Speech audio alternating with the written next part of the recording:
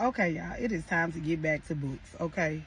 It is time to get back to books. Do y'all hear me?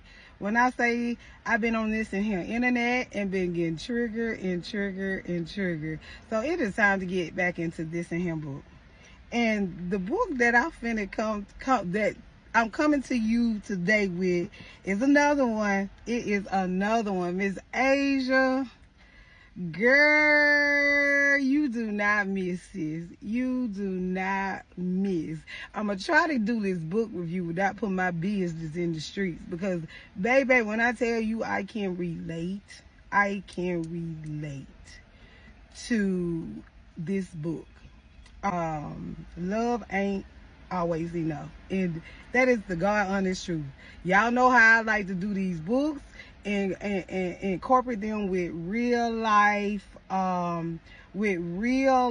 scenarios that maybe I have experienced or maybe I have seen.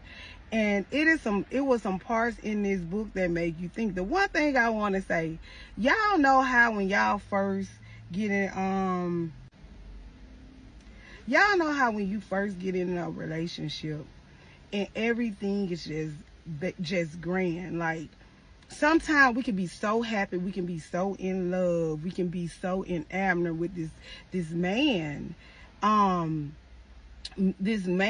that you're blindly in love. I like to call it blindly in love. Like you so blindly in love. Like, I have been there where you done been so blindly in love, like your man don't do no wrong. You be like, my man will never.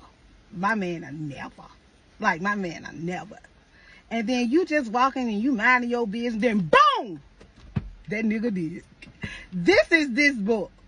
That is this book. This whole book. Okay? It's like you meet the perfect man and he show you how to be loved. He treats you with everything that you have ever asked for. This man is giving it to you, and he giving it to you raw, and then boom, that nigga show you that he just like every other nigga. That is this book through and through. It was so many parts that I resonated with this book. It was a scene when something had happened to her, something devastating happened to her, and she went into a depression. And and he didn't know how to handle it. Sometimes when stuff happens to us as women, men be so, the men in our lives are just trying out their best to cope themselves. We can get so blind to our pain that we don't see that our significant other is in pain too. And we would just point the finger like, you don't this and you don't that and you don't this and you don't that. Like I'm gonna be honest. I remember it was a time when my son, I had a son that passed away. He was an infant. He and I also have had a miscarriage, and I also have had a stillborn. Each time I went through a depression, a really, really bad depression. And I remember the whole time I was going through the depression, my husband was trying to help me cope. And I was pointing a finger and blaming him. Now, I am not saying that it is okay for a man to just go and cope. Cope. Sometimes men will cope in a way to where it is hurtful towards that woman. I'm not saying that it is my fault. And I'm not saying that it is whoever person the person is. I'm not saying that it is your fault. But I am saying that we have to we have to understand men are built different than women. And sometimes men may look for his, thank you, friend. Men may look for solace in other females.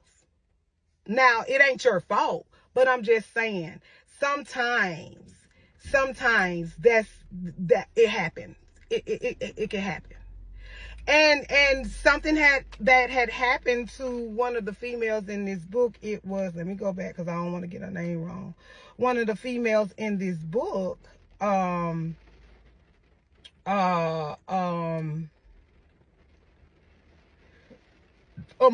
that was her name. Something had happened to her that was tragic, and she went into a depression, and a man was trying to cope with her, and he kind of like she kind of like just tuned him out and everybody out, and she pointed the finger, and he did not know how to cope.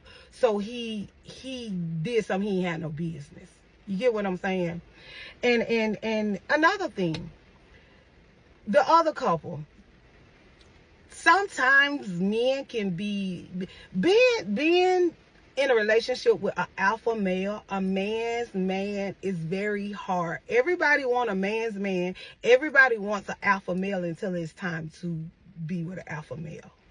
You have to learn how to maneuver and cope, especially if you're a female who is independent, especially if you had your own shit before you got with him.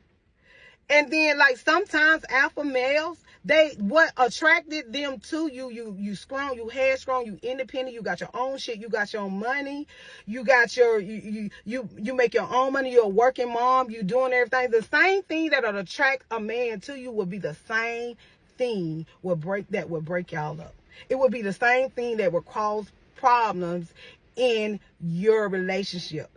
That's what was going on with the other couple. She was that bitch. She was that bitch, and it drew him to her. He wanted her because they had hooked up back in the day, and then they had split up, and they got to double back.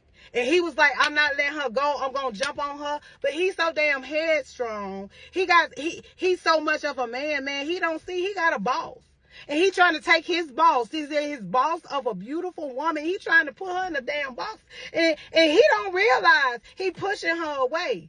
But when things don't go his way, what y'all do? Y'all go pillow talk. To the next bitch.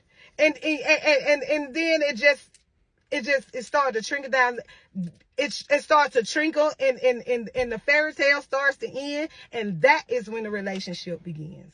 When you actually go through something devastating, when somebody hurts you in a relationship, when somebody damn near breaks you down, I'm telling you, that's when the work begins. That is when the relationship